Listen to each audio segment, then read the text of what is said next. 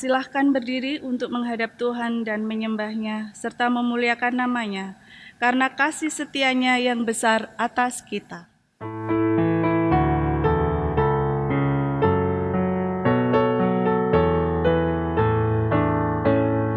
Mari menghadap Allah, pujilah Dia, Yesus Tuhanmu, bersama beribadah. Angkat suaramu, nyanyi gembira, kita semua jadi satu, satu di dalam kasih-Nya. Tiada lagi perbedaan, sebagai anak-anak-Nya. Mari berpadu suara, nyanyikan haleluya.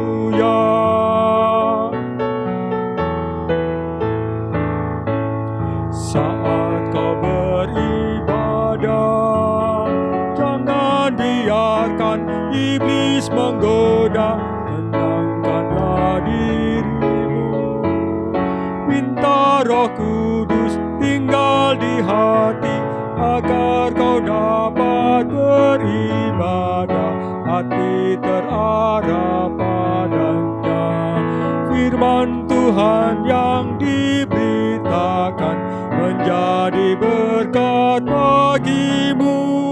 Mari berpadu suara, nyanyikan haleluya. Jemaat Tuhan, mari kita berdoa. Allah Bapa kami yang Maha Kasih, kami bersyukur pada malam hari ini Tuhan masih memberi kami kesempatan di dalam ibadah secara virtual di tengah kondisi yang serba terbatas ini, baik waktu maupun tempat. Tuhan Yesus, kami berdoa untuk jemaat-Mu yang berada di rumah masing-masing. Kiranya Tuhan pimpin di dalam ibadah pada malam hari ini. Tuhan berikan kami kekuatan dan ketekunan untuk ibadah dan untuk persekutuan kasih kami kepada Tuhan dan sesama.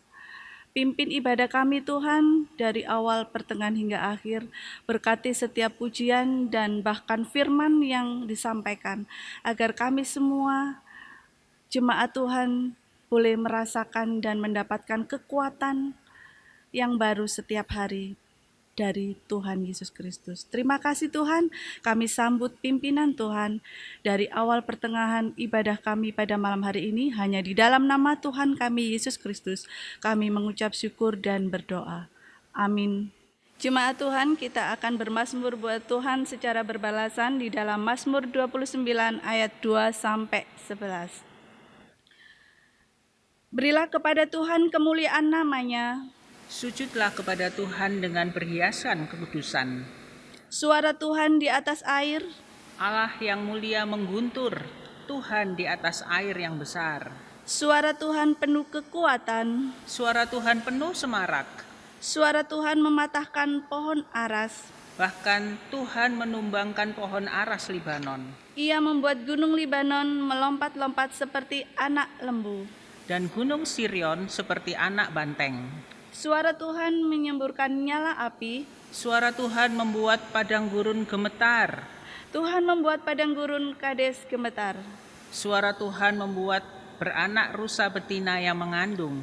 Bahkan hutan digundulinya, dan di dalam baitnya setiap orang berseru hormat. Tuhan bersemayam di atas air bah. Tuhan bersemayam sebagai Raja untuk selama-lamanya. Tuhan kiranya memberikan kekuatan kepada umat-Nya. Tuhan kiranya memberkati umat-Nya dengan sejahtera.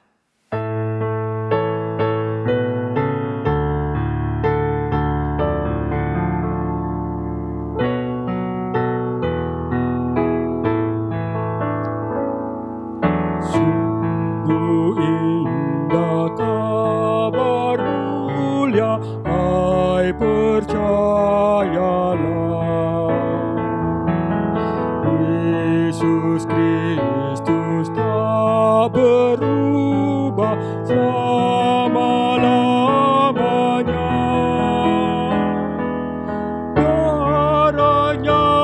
tetap menghapus dosa dan celah.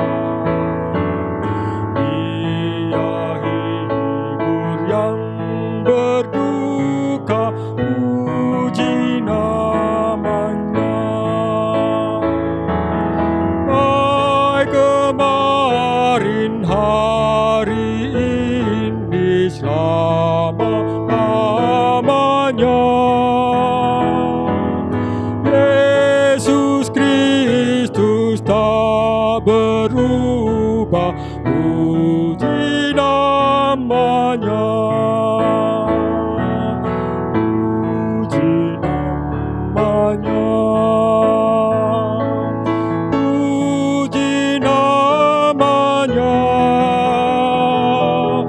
Yesus Kristus tak berubah, puji namanya.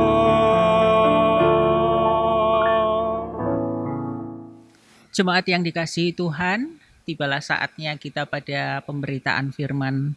Namun sebelumnya, mari kita berdoa, mohon pimpinan Roh Kudus. Kita berdoa. Allah Bapa kami yang di sorga, Bapa kami yang baik, Bapa yang kami sapa di dalam nama Tuhan Yesus Kristus, penuh rasa syukur kami datang ke hadirat-Mu pada malam hari ini. Tuhan, kami sungguh bersyukur, terima kasih karena anugerah-Mu, sehingga kami boleh ada sebagaimana kami ada sampai dengan hari ini. Terima kasih ya Tuhan Yesus. Malam hari ini kami rindu untuk mendengarkan kembali firman-Mu. Kami rindu disapa oleh firman-Mu. Namun kami menyadari ya Tuhan, kami sangat-sangat terbatas. Karena itu kami mohon, mari Roh Kudus, kiranya Engkau sendiri yang akan mengurapi setiap kami, hamba-Mu, jemaat-Mu yang ada di rumah masing-masing.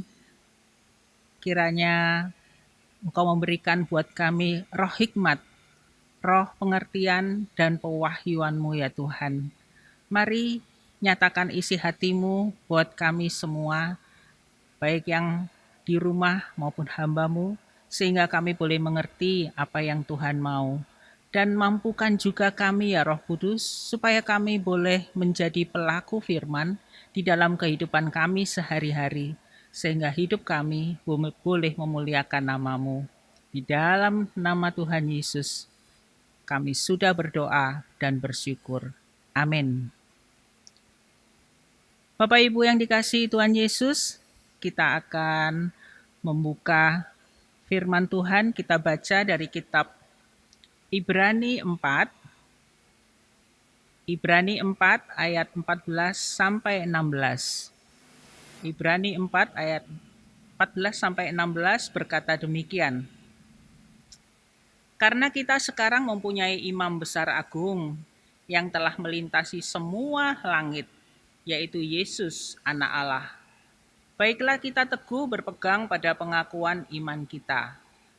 Sebab imam besar yang kita punya bukanlah imam besar yang tidak dapat turut merasakan kelemahan-kelemahan kita. Sebaliknya, sama dengan kita, ia telah dicobai, hanya tidak berbuat dosa. Sebab itu, marilah kita dengan penuh keberanian menghampiri tahta karunia Allah, supaya kita menerima rahmat dan menemukan kasih karunia untuk mendapat pertolongan kita pada waktunya. Demikianlah firman Tuhan, terpujilah Kristus. Shalom.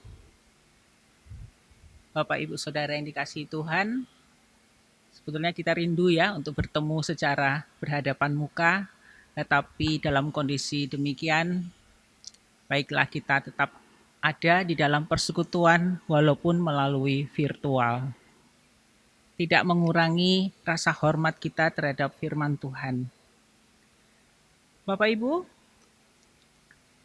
imam adalah orang yang dipilih oleh Allah untuk memimpin dalam melaksanakan ibadah, khususnya untuk mempersembahkan korban. Bagi orang-orang Yahudi di masa dahulu, Bait Allah itu merupakan bagian yang tidak terpisahkan dari keagamaan mereka. Bait Allah adalah salah satu pusat keagamaan Yahudi. Jika bait Allah ini penting, maka imam yang melayaninya itu juga penting, terutama imam besar. Imam besar ini setahun sekali masuk ke ruang Maha Kudus untuk mempersembahkan korban penghapusan dosa bagi dirinya sendiri dan bagi seluruh umat bangsa Israel. Itu merupakan hari pendamaian bagi seluruh bangsa Israel. Merupakan salah satu hari terpenting bagi bangsa Israel.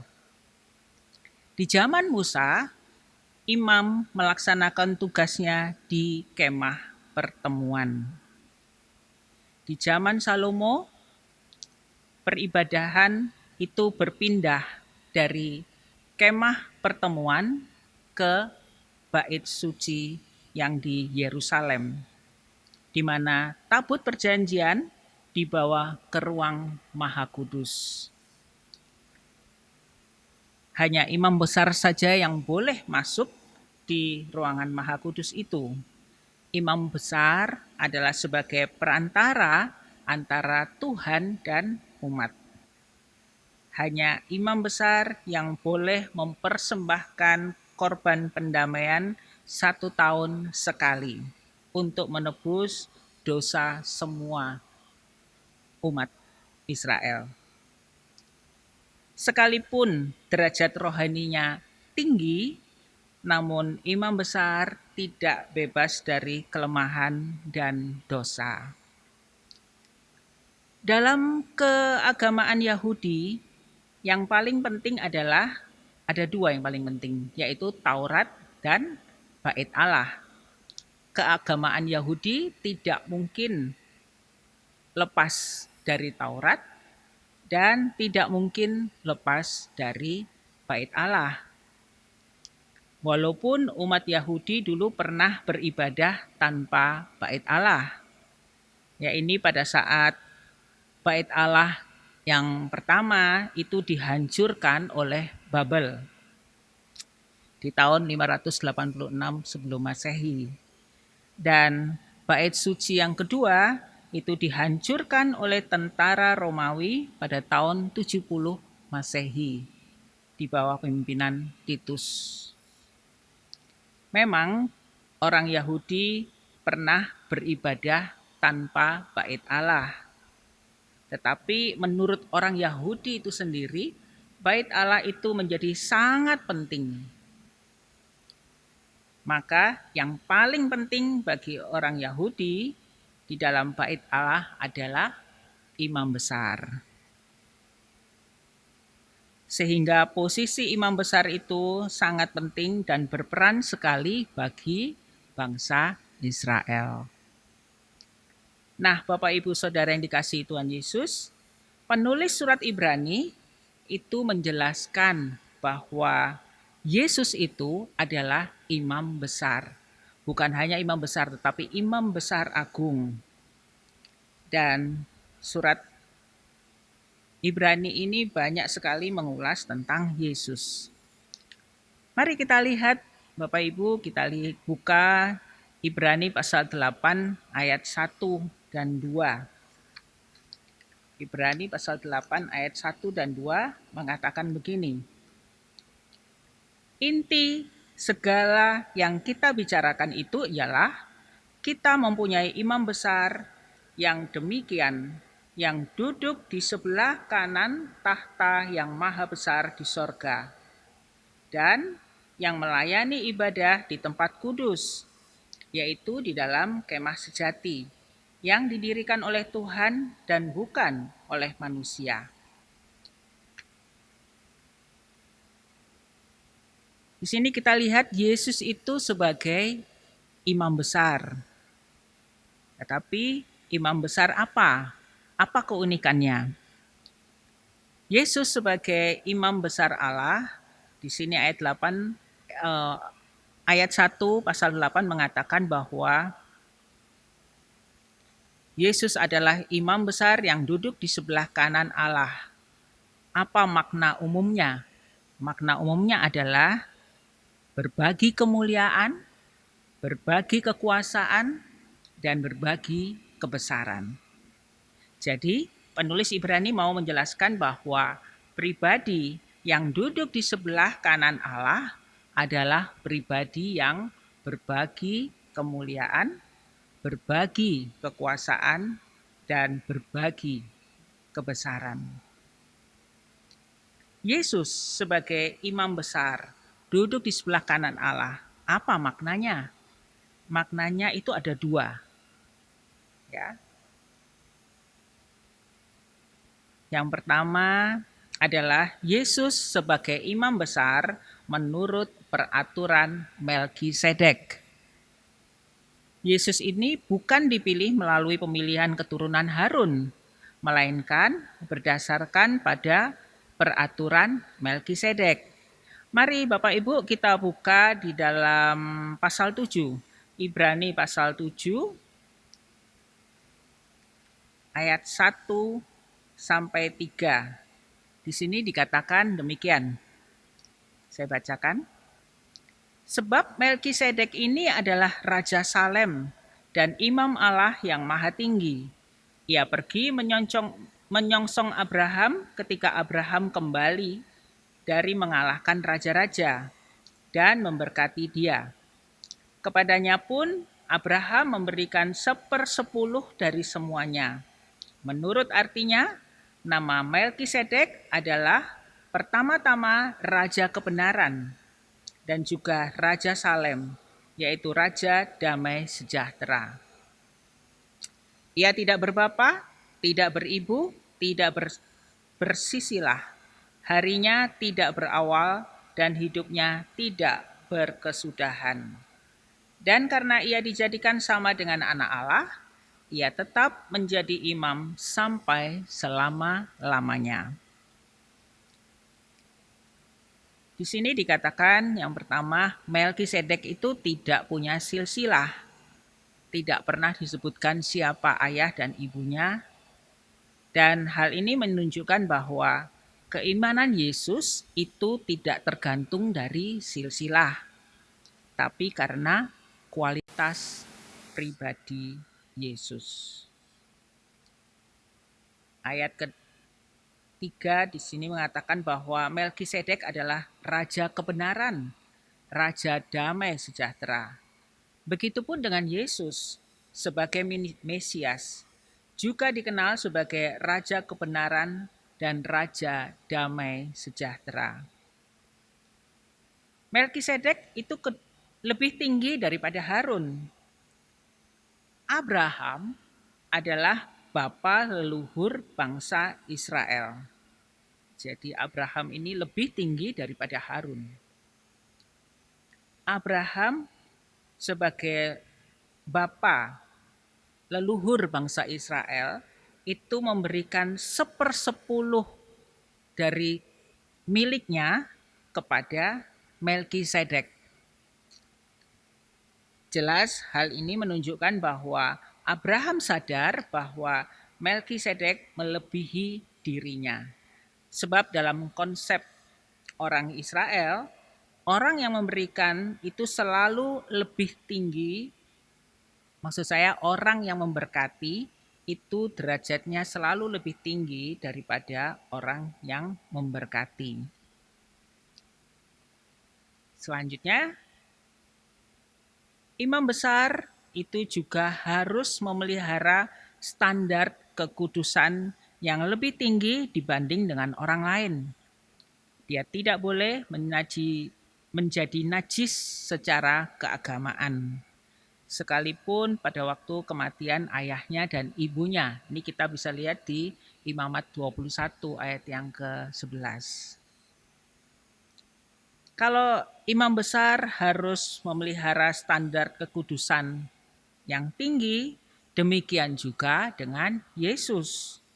Yesus adalah Allah yang mengambil rupa seorang manusia yang hidup dalam kesempurnaan, tanpa cacat dan tanpa celah.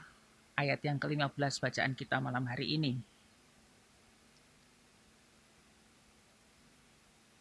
Maknanya yang kedua adalah Yesus adalah imam besar yang duduk di sebelah kanan Allah. Artinya, korban yang dia berikan itu sempurna. Mari kita lihat Bapak Ibu, Ibrani pasal 10 ayat 12 dan 14. Ibrani pasal 10 ayat 12 dan 14 mengatakan demikian. Tetapi ia setelah mempersembahkan hanya satu korban saja karena dosa, ia duduk untuk selama-lamanya di sebelah kanan Allah. Ayat 14, sebab oleh satu korban saja ia telah menyempurnakan untuk selama-lamanya mereka yang ia kuduskan.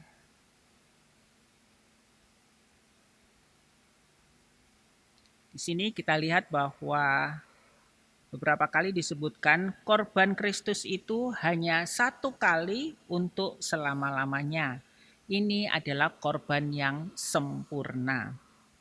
Karena sudah sempurna, maka tidak perlu lagi diulang. Kalau sebelumnya imam besar itu setiap tahun sekali masuk dalam kemah suci ruang Maha Kudus untuk mengadakan pendamaian, tahun ini, tahun depan diulang lagi, tahun depan diulang lagi, maka korban Kristus adalah satu kali untuk selamanya. Artinya benar-benar sudah sempurna. Nah, Bapak Ibu Saudara yang dikasihi Tuhan,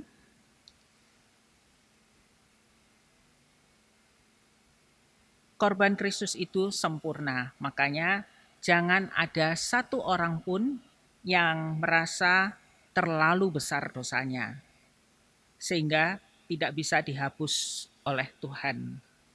Apapun masalahnya Bapak Ibu Saudara, kita pun punya masalah, ya, masing-masing masa lalu yang kelam, apapun keadaan kita saat ini, bahkan mungkin kita sudah mencapai titik yang paling rendah dalam kehidupan kita. Kalau kita datang kepada Kristus dan mohon pengampunannya, maka Kristus tetap mengampuni. Karena korbannya sempurna. Keselamatan kita itu sudah dibayar oleh Kristus di atas kayu salib. Maka setiap kali kita berdosa, kita datang kepada Allah, kita minta ampun dan bertobat, maka Allah pasti memberikan pengampunan. Bukan karena kesalahan kita itu kecil, atau bukan karena kesalahan kita itu sepele, bukan Bapak Ibu, tetapi karena korban Kristus itu sempurna. Kristus sudah bayar semua dosa kita, baik dosa di masa lalu maupun dosa masa kini dan dosa-dosa yang akan datang. Semuanya sudah dibayar oleh korban Kristus yang sempurna. Nah, keunikan yang berikutnya Bapak Ibu dari Yesus sebagai imam besar, bukan hanya dia duduk di sebelah kanan Allah, bukan juga karena dia imam besar menurut Melkisedek, tetapi juga dia melayani ibadah tempat kudus di dalam kemah sejati Allah. Kita lihat di dalam Ibrani 8 tadi, ayat yang kedua, tadi sudah kita baca bersama. Ayat yang kedua mengatakan bahwa yang melayani ibadah di tempat kudus, yaitu di dalam kemah sejati, yang didirikan oleh Tuhan dan bukan manusia. Maksudnya apa Bapak Ibu? melayani ibadah di tempat kudus kemah Allah. Apakah Yesus itu melayani sebagai pemusik? Bukan. Apakah Yesus melayani dengan berkhotbah? Bukan. Karena khotbahnya itu sudah selesai ketika dia di bumi. Nah, kita melihat di Ibrani pasal 7 ayat yang ke-25. Mari Bapak Ibu kita buka di Ibrani 7 ayat 25. Di sini dikatakan, karena itu ia sanggup juga untuk menyelamatkan dengan sempurna semua orang yang oleh dia datang kepada Allah. Sebab ia hidup senantiasa untuk menjadi pengantara mereka.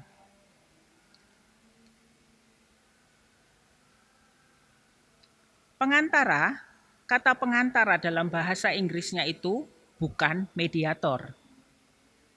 Bukan mediator. Anda bisa lihat sendiri di kamus. Arti pengantara adalah pendoa syafaat. Kristus itu berdoa syafaat untuk kita. Kristus jadi pendoa syafaat bagi kita. Jadi Bapak Ibu Saudara, Kristus itu korbannya sempurna, dia duduk di sebelah kanan Allah, tidak diam aja atau menganggur, tapi dia tetap menjadi imam besar yang membawa doa-doa kita kepada Bapa dan mendoakan kita kepada Bapa di sorga. Dia adalah pendoa syafaat bagi kita. Berdoa syafaat itu artinya meminta sesuatu buat orang lain. Kita berdoa kepada Allah meminta sesuatu buat orang lain, bukan untuk diri sendiri atau bukan untuk keluarga kita. Nah, baru-baru ini ada sebuah WA ya, masuk ada sebuah permintaan doa yang dimasukkan di dalam WA grup. Ini dari seorang jemaat kami di gereja ini. Jemaat ini salah satu jemaat ini mengatakan, Bapak Ibu, saya mohon dukungan doa untuk anak saya karena anak saya sekarang lagi dioperasi. Dia kecelakaan dan tangan kirinya, jarinya itu ada yang patah. Jadi mohon dukungan doa dari Bapak Ibu sekalian. Nah, kami yang menerimanya langsung menaikkan doa, walaupun secara singkat, kami tetap mendukung teman kami di dalam doa kami. Demikian pula ketika mungkin musim ujian buat anak-anak kita, buat cucu-cucu kita, maka tidak jarang kita minta agar supaya kita didoakan. Rasanya senang sekali jika ada teman-teman yang mendoakan kita. Kalau ada teman yang mendukung doakan kita, kita senang. Kenapa? Karena kita tidak pernah merasa sendirian. Ada perhatian dari teman-teman kita. Mengetahui ada orang yang mendoakan kita itu adalah hal yang menghiburkan. Apalagi mengetahui bahwa imam besar agung kita senantiasa membawa doa-doa kita kepada Allah Bapa di sorga. Selalu ada untuk kita. Dia duduk di sebelah kanan Allah Bapa dan selalu menyebut nama kita di dalam doanya. Dan ini menjadi penghiburan yang besar buat kita. Tapi kenapa Kristus perlu untuk berdoa buat kita? Jawabannya adalah karena iblis itu selalu menuntut untuk menjatuhkan kita. Di Wahyu 12 itu dikatakan bahwa iblis itu disebut sebagai pendakwa bagi orang-orang Kristen yang percaya kepadanya. Siang dan malam iblis itu mendakwa kita. Nah, iblis itu juga sering mengatakan hal-hal yang melemahkan kita. Terus-menerus. dengan mengatakan bahwa kamu tidak layak, kamu tidak layak, kamu tidak layak, kamu tidak pantas. Buat apa pelayanan buat dan sebagainya.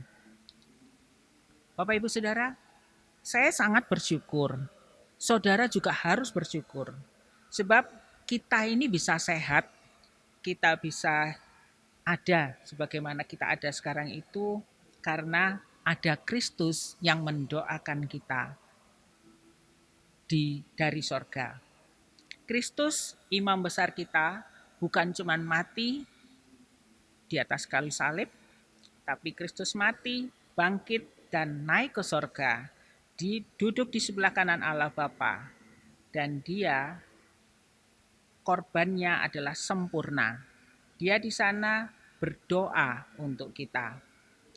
Jadi Bapak Ibu Saudara yang dikasihi Tuhan, apapun permasalahan saudara, apapun yang engkau hadapi, baik itu di rumah tanggamu, di pekerjaanmu, di ekonomi keluarga kita, apalagi di saat pandemi ini, kita lihat ada begitu banyak orang-orang yang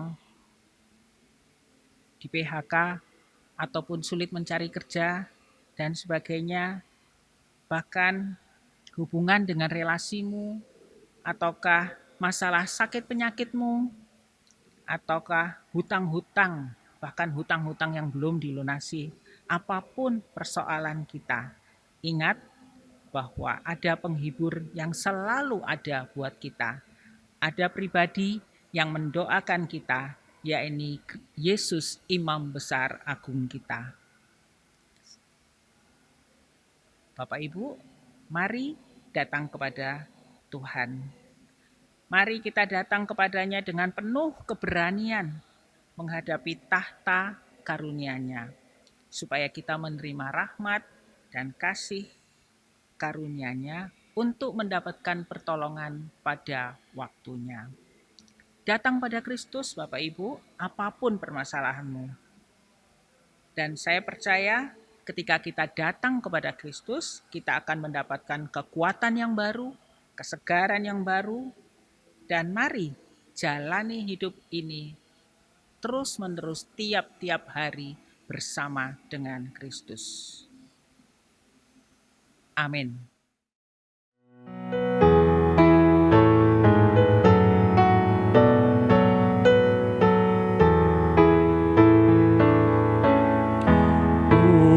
Muliakan Raja surga, Raja gereja yang esa, Raja bangsa-bangsa dunia, langit bumi nyanyilah. Haleluya, puji Dia, Raja Maha Mulia. Mari Bapak Ibu, kita akan masuk di dalam doa syafaat. Kita berdoa. Bapa kami yang baik, Bapa, kami bersyukur untuk firman Tuhan yang sudah kami boleh dengarkan bersama, kami renungkan bersama pada malam hari ini. Tuhan, hamba-Mu hanya bisa berkata-kata, tapi biarlah Roh Kudus Engkau yang menerjemahkan di dalam hati setiap pribadi umat-Mu yang saat ini sedang beribadah di rumah masing-masing. Biarlah firman ini tidak berlalu begitu saja, tetapi kami percaya Tuhan firman yang ditaburkan akan bekerja menurut apa yang Engkau kehendaki. Hamba-Mu adalah hamba yang tidak berguna. Hamba hanya melakukan apa yang Engkau perintahkan buat hamba. Segala kemuliaan hanya bagi-Mu ya Tuhan. Terima kasih ya Tuhan Yesus. Bapa di surga, malam hari ini juga kami mau berdoa untuk keadaan negeri kami yang saat ini sedang mengalami pandemi virus COVID-19 ini ya Tuhan. Tuhan, kami berdoa, kami senantiasa memohon padamu sungguh-sungguh ya Tuhan. Mari Tuhan, Engkau sendiri yang akan stop memberhentikan virus ini ya Tuhan, penyebaran virus ini. Kami katakan di dalam nama Tuhan Yesus, virus COVID ini stop, berhenti. Berhenti dari bumi Indonesia, bahkan dari dunia. Selesai. Waktumu adalah selesai sekarang. Karena itu kami perkatakan Tuhan, kami mohon biarlah virus ini, setiap orang yang penderita COVID-nya ini ada turun drastis ya Tuhan. Angka-angka atau angka-angka yang penderita COVID kami melihat ke depan adalah signifikan turun ya Tuhan Yesus. Bahkan sembuh sama sekali. Kami berdoa agar supaya daerah-daerah khususnya di Indonesia ini menjadi zona hijau kembali di dalam nama Tuhan Yesus. Kami berdoa Tuhan untuk para dokter, untuk para medis, yang perawat, sukarelawan yang saat ini sedang bergumul di dalam tugas-tugas mereka dalam menangani COVID ini. Tuhan tolong berikan mereka kekuatan, berikan mereka kesehatan Tuhan, berikan mereka kemampuan ya Roh Kudus, tolong mereka supaya mereka boleh bekerja dengan baik, berikan daya tahan tubuh yang kuat untuk para medis ini supaya mereka boleh bekerja dengan maksimal. Demikian pula berkati setiap obat-obatan atau setiap masukan yang dikonsumsi oleh penderita agar supaya mereka pun beroleh kesembuhan ya Tuhan Yesus. Kami berdoa juga untuk orang-orang yang terlibat di dalamnya, untuk para sopir atau driver dari ambulans juga Tuhan berikan kekuatan buat mereka. Tuhan berikan kemampuan untuk bisa konsentrasi dengan baik menuju tempat pemakaman bagi yang meninggal. Kami berdoa juga untuk tukang-tukang gali kubur juga Tuhan berikan kekuatan kesehatan buat mereka supaya mereka pun boleh melakukan pekerjaannya dengan baik dan benar. Tuhan, kami menyerahkan agar supaya negeri kami ini tetap bebas dari COVID-19. Tuhan tolong, Tuhan menolong. Terima kasih ya Bapak. Kami berdoa juga untuk gereja dan warga jemaat di GPIB Hosea ini. Tuhan, Engkau tahu keberadaan kami masing-masing, setiap jemaatmu yang ada di gereja ini ya Tuhan. Mari Tuhan, Engkau hadir, Engkau tolong mereka satu persatu Tuhan. Kami percaya Tuhan, Engkau adalah Allah yang memelihara. Di kondisi yang saat ini ya Tuhan, di mana semuanya serba tidak menentu, tetapi kami percaya, yakin dan percaya pemeliharaan Tuhan itu luar biasa. Mari Tuhan, Engkau juga akan menolong mereka dengan segala kebaikan-kebaikan Tuhan. Kami berdoa Tuhan untuk anak-anak muda yang bisa sanggup untuk bekerja kembali. Tuhan berikan kekuatan, kesehatan buat mereka. Tolong juga Tuhan berikan roh yang taat buat kami semua, agar supaya kami ini mau patuh dan taat untuk menerapkan protokol kesehatan yang diberikan oleh pemerintah. Senantiasa mau menggunakan masker, mau cuci tangan, dan menjaga jarak Tuhan Yesus. Biarlah itu pun boleh menjadi suatu hal yang kuat untuk bagi jemaatmu untuk bisa melaksanakannya ya Tuhan.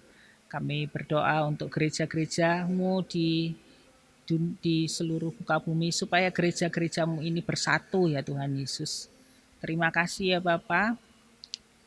Terima kasih ya Tuhan Yesus. Kami berdoa untuk bangsa dan negara kami. Tuhan, Kau tahu keadaan kami yang saat ini, di mana bangsa kami ini ada baru-baru ini ada kerusuhan dan sebagainya. Tuhan, kami mohon, mari Tuhan, kami berdoa berikan hikmat bagi pemerintah. Bagi setiap pemimpin bangsa kami, mulai dari yang tertinggi, dari Bapak Presiden, Wakil, sampai dengan pejabat yang paling rendah, bahkan sampai di desa-desa dan pedalaman sekalipun. Tuhan, berikan roh takut akan Tuhan, berikan roh hikmat buat mereka. Kami berdoa setiap keputusan yang diambil adalah berasal dari Tuhan. Manusia boleh merencanakan sesuatu, segala hal, tetapi keputusan tetap ada di tangan Tuhan. Jadi kami berdoa biarlah kehendak-Mu saja yang jadi di bumi Indonesia ini ya Tuhan. Kami menyerahkan bangsa ini dalam tangan kasih Tuhan. Biarlah shalom Tuhan, shalom, damai sejahtera Tuhan. Damai sejahtera Tuhan itu ada di bumi Indonesia. Dari Sabang sampai Merauke, dari Pulau Rote sampai Miangas, semuanya dalam damai, ada damai sejahtera yang dari Tuhan. Terima kasih ya Bapak, terima kasih Tuhan Yesus. Kami menyerahkan bangsa dan negara kami ini dalam tangan Tuhan. Kami berdoa juga Tuhan untuk segala bencana alam yang akan terjadi. Oh Tuhan, kami berdoa di dalam nama Tuhan Yesus, kami tahan bencana alam yang akan terjadi. Dan bila harus dengan semuanya dengan seizin Tuhan. Dan bila Engkau menghendakinya, kami berdoa biarlah hanya sedikit Tuhan, hanya sedikit sekali yang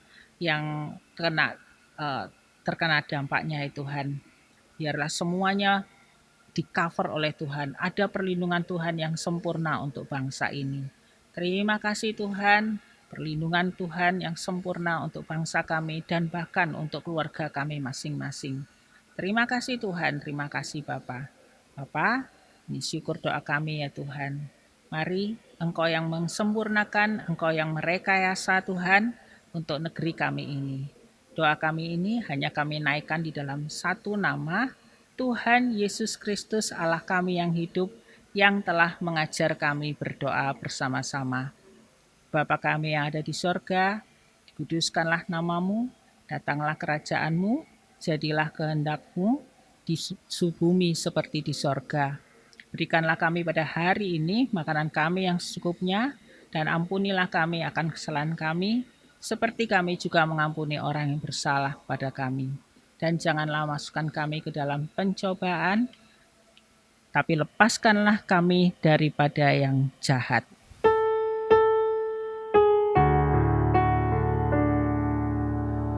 Karena Engkaulah yang empunya kerajaan dan kuasa dan kemuliaan sampai selama-lamanya.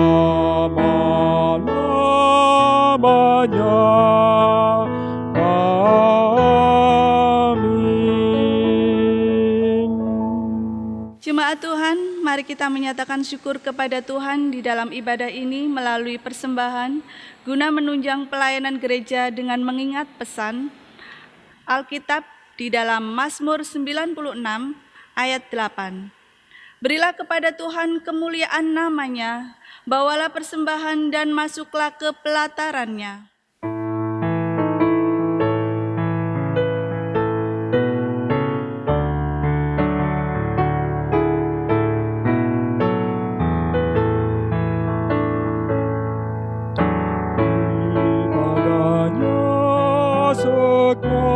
Hatimu dipadanya segenap hidupmu, karena Engkau kepunyaannya dan Ia pun Tuhanmu.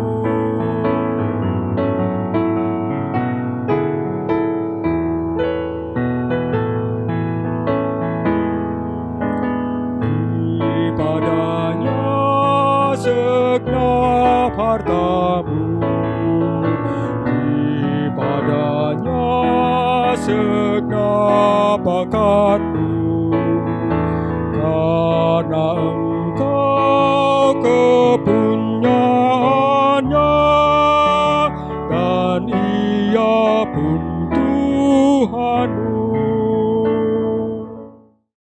Jemaat Tuhan, mari kita menaikkan doa syukur secara bersama-sama. Kita berdoa. Terima kasih ya Tuhan atas kesempatan yang Engkau beri, sehingga kami dimampukan untuk memberikan persembahan kasih kami. Berkenanlah Engkau menerimanya menjadi berkat bagi pelayanan damai sejahtera. Dalam Tuhan Yesus kami berdoa. Amin. Mari Bapak Ibu, kita akhiri ibadah kita malam hari ini. Kita ingat bahwa Yesus adalah imam besar agung kita yang senantiasa mendoakan kita kepada Allah Bapa di sorga. Biarlah itu boleh menjadi penghiburan buat kita masing-masing. Mari kita akhiri ibadah ini dengan kita menyanyi dari Gita Bakti 284 ayat yang kedua.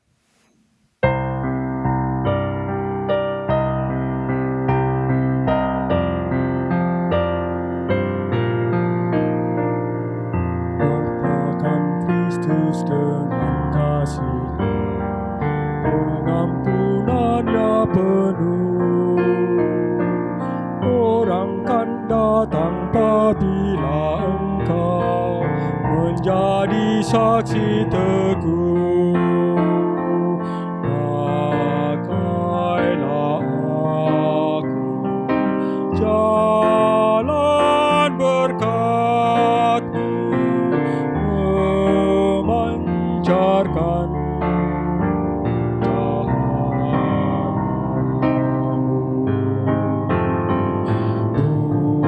buatlah aku saluran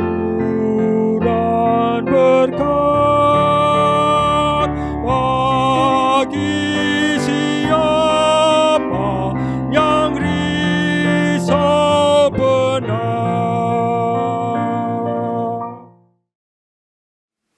Arahkanlah hati dan pikiranmu kepada Tuhan dan terimalah berkat Tuhan. Kasih karunia Tuhan Yesus Kristus, kasih Allah Bapa, dan persekutuan Roh Kudus menyertai kita sekalian.